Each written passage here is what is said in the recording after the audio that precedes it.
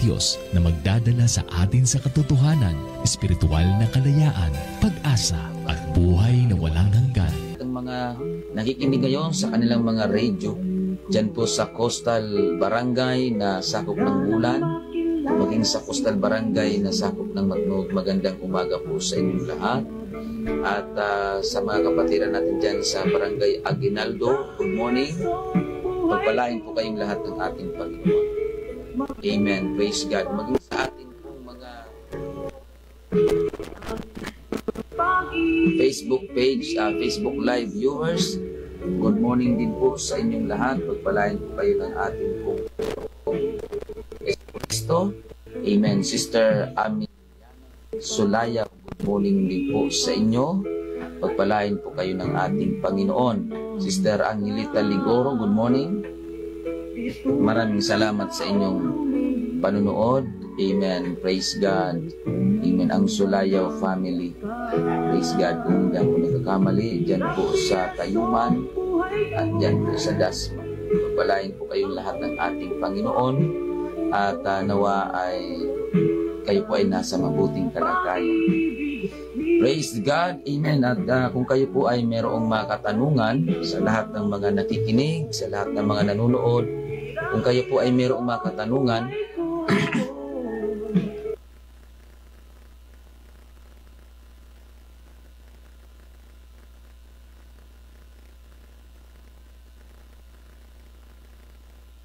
kung kayo po ay mayroong mga katanungan, mga kapatid, pwede nyo po akong tawagan o di kaya i-text sa CP number 0967-364-7164. 0967-364-7164. Yan po mga kapatid ang aking contact number. Tawagan nyo lamang po ako o di kaya i-text kung kayo po ay may mga prayer request, kung kayo ay may mga katanungan. Amen. Malugod po nating ipaglilingkod sa inyo ang mga salita ng ating Panginoon. Amen. Praise God. Amen. Salamat sa ating pong Panginoon. Sa pagkakataong ito, sa lahat ng mga makikinig at sa lahat ng mga makikinig pa, pagpalain po kayo ng ating pong Panginoon. Maraming salamat po sa inyong pagsubaybay, sa lahat ng mga sumusubaybay sa Facebook page ng New Gen FM. Pagpalain po kayong lahat ng ating Panginoon. Praise the Lord. Amen. At announcement po sa atin pong mga kapatiran dyan po sa Bulan, mga kapatid, wala po tayong schedule lang pagsamba ngayong darating na Sabado, sapagkat meron po tayong conference or seminar sa Kamalig Albay ngayong darating na Sabado, maghapon po yan. Kaya ang atin pong schedule lang pagsamba, amen, dyan po sa Bulan ay araw po ng linggo sabay-sabay, mga kapatid. Amen. Simultaneously ang atin pong schedule lang pagsamba dyan po sa Iquirino, dyan po sa UPC Iquirino, dyan po sa UPC Magsaysay at maging sa UPC Santa Remedios. Sabay-sabay po ang ating schedule ng pagsamba dyan. Kaya sa mga kapatiran, wala po tayong schedule ng pagsamba ngayong Sabado, sapagkat tayo ay mayroong home mission seminar and Sunday school. Combine po yan, mga kapatid. Praise God. Kaya sa mga kababayan natin dyan po sa Bulan, magsama-sama po tayo dyan po sa UPC Iquirino, UPC Santa Remedios at UPC Magsaysay. Araw po ng linggo yan, mga kapatid. Praise the Lord. Purihin ang pangalan ng ating Panginoong Kristo. Umaga po yan, mga kapatid, alas 7 ng umaga, tayo ay magsama-sama na magpuri sa ating Panginoon. Good morning din, Sister Laura Gumban, dyan po sa Barangay Lahong. And pagpalain po kayo ng Panginoon, maging ang inyong buong pamilya. Paring Box, good morning. Ang ating pong technical assistant dyan sa station, salamat po sa pag-assist, Paring Box. Good morning po. Amen. Praise God. And sa lahat ng mga sumusubaybay ngayon, pagpalain po kayong lahat ng ating Panginoon, mga kapatid. Praise the Lord. Amen. At pagbati din po sa lahat ng atin pong mga kapatiran. Sister Diana Abanyo, dyan po sa Managanaga. Sister April Santos, good morning po. Si Brother Marvin Santos, good morning. Pagpapalain kayo ng Panginoon. And Sister Divine Espela Guyal, good morning. Maraming salamat po sa inyong pagkikinig. Pagpalain po kayong lahat ng ating Panginoong Jesucristo, mga kapatid. Praise God. And by this time, tayo po ay tuloy-tuloy na sa pag-aaral ng salita ng Diyos na kung saan ito pang pinakasentro ng ating pagtatalakay, ng ating pong programa, ang pagtatalakay ng salita ng ating pong Panginoon. Ganun pa man, sa ating pagpapasimula, amen, tayo po ay manalangin. Hilingin po natin sa Diyos ang kanyang gabay at patnubay. Good morning, Sister Josephine Dunor Isebes. Pagpalain po kayo ng ating Panginoon, and Brother Vicente, and to the whole family, pagpalain kayo ng Panginoon. Tayo po ay manalangin, mga kapatid, sa atin pong pagpapasimula, sa atin pong programa. Let us pray. Dakila at makapangyarihang Diyos, nabasa ng kanyang banal na salita, mga kapatid. Amen. Praise God. So, ang atin pong pag-aaralan ngayon ay tungkol sa kahalagahan ng pagtitipon or fellowship, mga kapatid. Alam natin, hindi lingid sa atin pong kaalaman na yung lagi nating naririnig na no man is an island.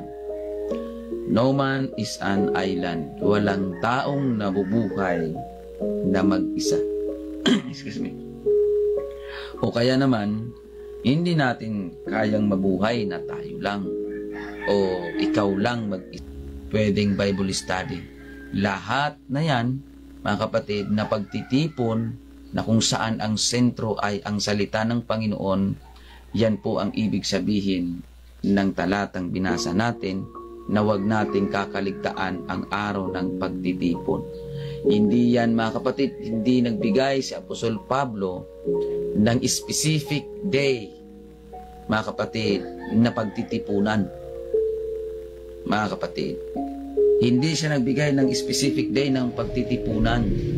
Dahil anumang araw, mga kapatid, it's either Sunday, Monday, Tuesday, Wednesday, Thursday, Friday, Saturday, mga kapatid, anumang araw yan. Kapag may pagtitipon, sila yung mga taong nadaya. Na akala nila, mga kapatid, alam niyo po yung mga atheismo na yan. Mga ano yan, mga sa kanilang mata, matalino sila. Yun yung akala nila sa sarili nila. Matalino sila.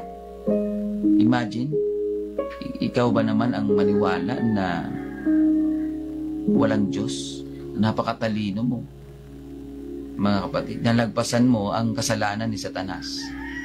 Kasi kapag ang isang tao hindi naniniwala sa Diyos, nalagpasan mo ang kasalanan ni Satanas. Kasi si Satanas at ang mga demonyo naniniwala silang may Diyos. Kasi alam nila na Diyos ang naghulog sa kanila nung sila'y nagkasala. At alam nila na isa lang ang Diyos na kalaban nila. Mga kapatid, at Diyos ang magbubulid sa kanila sa impyerno. Kaya kapag ang isang tao naniniwala na walang Diyos, nalagpasan mo ang kasalanan ni Satanas. Kaya tayo, mga kapatid at mga kaibigan, amen, praise God, hindi ko na siguro kailangan i-elaborate pa kung bakit kailangan nating maniwala sa Diyos. 1 verse 8, mga kapatid, yung atin pong tutunghayan.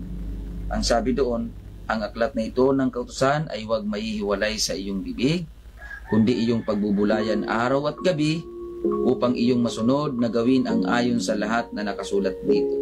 Sapagat yung magkagayoy, iyong pagiginhawain ang iyong lakad, at yung magkagayoy magtatamo ka ng mabuting kawakasan. So mga kapatid, amen, magagawa natin ito sa pamamagitan ng ating pagbabasa ng salita ng ating pong Panginoon, Bible reading. Kaya dapat ang mga tao ay mayroong panahon para sa pagbabasa ng salita ng Diyos. May panahon sa pananalangin. Lalo na kung ikaw ay mananamba yung prayer meeting na Miyerkules or Biyernes Meron naman kayo mga Bible studies. Hindi ba kayo napapagod? So, ang hindi nila alam, yan po ang ibig sabihin yan. Fellowshipping. Kailangan yan para tayo ay lumakas sa pananampalataya, magtumibay sa pananampalataya. Kaya merong Bible studies, may prayer meeting, merong Sunday service, at meron pang mga conferences, mga kapatid, sa iba't ibang lugar. Mga kapatid, dahil yun po ang nagpapalakas sa ating pananampalataya. Lalo na yung sinabi niya Pablo doon sa Book of Hebrews, mga kapatid, nang sabi doon, araw na ibinigay ng Diyos para sa atin. Mga kapatid, kaya hindi po sobra ang paglilingkod. Dahil wala pong sobra na paglilingkod. Ang meron po kulang na paglilingkod. Kaya mga kapatid at mga kaibigan, patuloy natin nasain ang fellowship sapagkat dito tayo pinalalakas ng Diyos, dito tayo ini-encourage ng mga kapatid natin sa pananampalataya. So si David, natuwa siya nung niyaya siya na pumunta tayo sa bahay ng Panginoon. Mga kapatid. Amen. So, tayo po ba? Pag tayo po ba ay niyayaya, natutuwa po ba tayo? Or nagiging busy tayo kapag niyayaya tayo sa araw ng pagsamba or fellowship? Kaya mga kapwa ko kapatid sa pananampalataya, kapag merong schedule ng pagtitipon or fellowship, mga kapatid, huwag din tayo mag-schedule ng sarili nating lakad. Mga kapatid, pahalagahan natin yung fellowship na nandyan, iniaalok ng Diyos sa atin. Amen. Dahil unang-una, mapalad tayo dahil malaya nating nagagawa yung gusto nating gawin dito. Kaya, pag ang araw ng Bible study ay Miyerkules, tinataon mo talaga na magiging busy ka na Miyerkules. Sa bawat schedule ng pagtitipon, meron ka ring schedule para sa sarili mo. May nagpa-fellowship ka sa sarili mo. Imbis na makipag-fellowship sa iba, meron ka ring fellowship sa sarili mo. Ikaw lang ang nag-i-schedule. Dahil ang mayroon ka ring fellowship na sarili. So, hindi po yun makakabuti sa iyo. Kapatid at kaibigan, ang dahilan kung bakit ipinapaanyaya namin ang ating pananampalataya, ng ating pong pakikipagkapwa, at higit sa lahat, nagpapatibay ito ng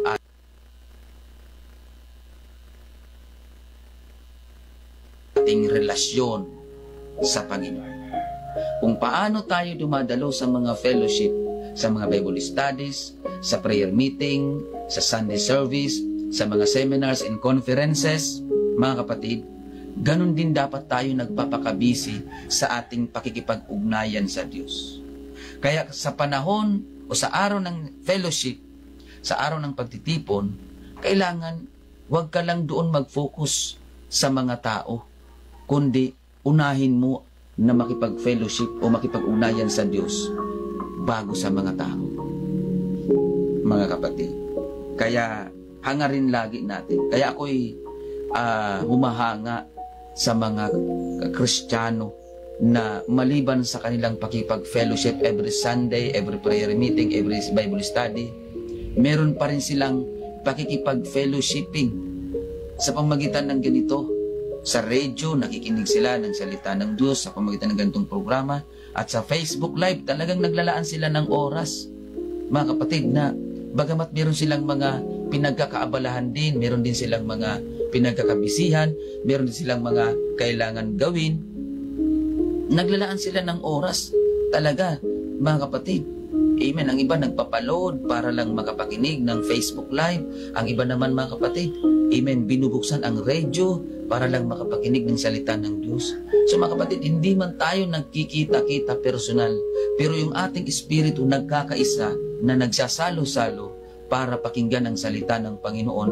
At sa pamamagitan ng ganong paraan, nagkakaroon tayo ng kalakasan, nagkakaroon tayo ng encouragement, nagkakaroon tayo ng kasiyahan, mga kapatid, dahil hindi naman talaga natin may kakaila na may mga panahon na yung pangailangan natin sa ating pong pananampalataya natutugunan sa pamagitan ng ating pakikinig at panunood ng salita ng Panginoon. Hindi po yan matututulan ng mga kapatid natin na patuloy na sumusubaybay sa mga ganitong programa, mga kapatid. Pero sa mga walang panahon na makinig ng salita ng Diyos, nako, kapatid at kaibigan, hindi mo ako mauunawaan kapag wala kang panahon sa pagbabasa ng salita ng Diyos, kapag wala kang panahon sa pakikinig ng salita ng Diyos, hindi mo ako mauunawaan ngayon. Pero kapag nagbigay ka ng panahon at oras para magbasa at para makinig ng salita ng Diyos, mauunawaan mo kung ano ang sinasabi. Fellowship, mga kapatid, kailangan natin yun para tayo ay lumago sa pananampalataya, lumago ang ating karakter, lumago ang ating emosyon, lumago ang ating pong socialization. Sa katunayan, mga kapatid, sino yung mga taong nahihirapan makipagsalamuha? Sino yung mga tao na para bang may mga tao kasi, mga kapatid, na takot sa kapwa niya. May mga tao na takot makipag-usap sa iba, takot makisalamuha, mga kapatid, dahil ayaw nila pahalagahan ang mga pagtitipon o ang pakikipag-fellowship. Kaya, kapatid at kaibigan, pahalagahan natin ito kasi kailangan natin. Maraming salamat po, mga kapatid, sa inyong pagsubaybay. Umabot na po tayo sa takdang oras ng ating pong pagtatapos. Tayo po ay mag-closing prayer sa ating pagtatapos. Dakila at makapangyarihang Diyos, aming Panginoong Jesucristo, maraming salamat po sa napakagandang pagtatalakay na ito tungkol sa fellowship. Ang importansya ng pakikipagtitipon at pakikipag-ugnayan sa iyo at pakikipag-ugnayan sa kapwa mananampalataya, Panginoon. Dakilang Diyos, aming Panginoong Hesus, salamat po sa paalala, salamat sa encouragement, salamat po Diyos sa pagtuturo na sa pamagitan ng ganitong bagay, nabibigyan namin ng pagpupukaw ang amin pong mga sariling damdamin, kaisipan at puso tungkol sa bagay na ito na noon ay hindi namin nabibigyang halaga at pansin. Ganun pa man, Panginoon, patuloy mo po kaming tulungan, lalo na po ang amin pong mga kababayan, mga kapatiran. Panginoon, tulungan mo po sila na makita nila ang halaga ng fellowship, makita nila ang halaga ng pagdalo, makita nila ang halaga ng pakikipag-ugnayan sa iyo at ang halaga ng pakikipag-ugnayan sa kapwa. Thank you very much po, Panginoong Jesucristo. Magbigay ka po ulit ng kaliwanagan, karunungan at kaunawaan sa lahat ng mga nakinig at nanood ngayon. Thank you so much, Lord.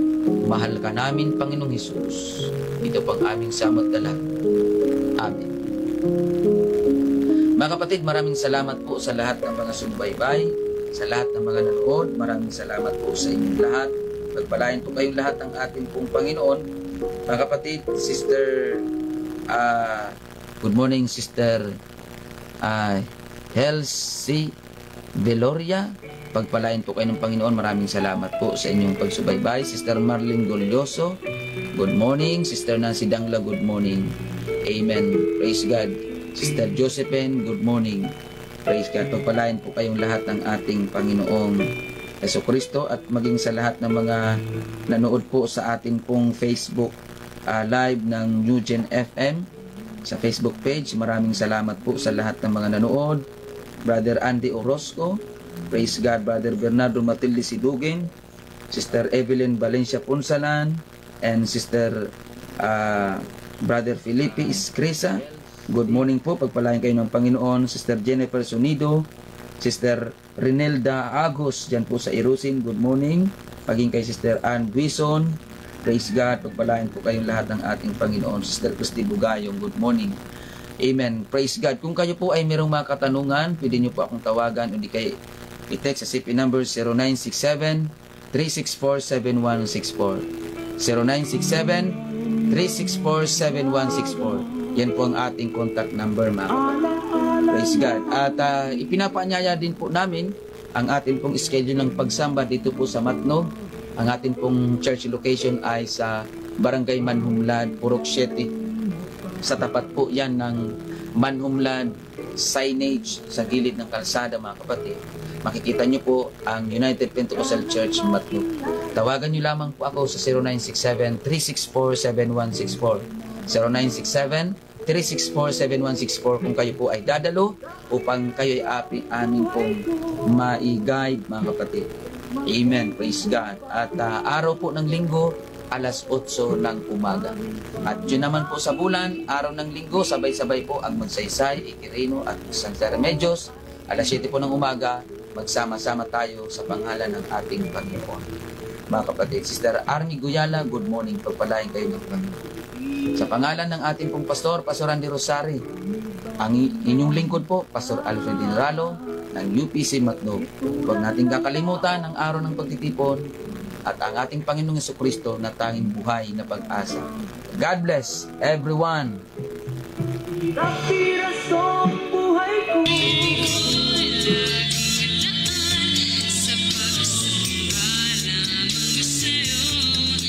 100.7 FM.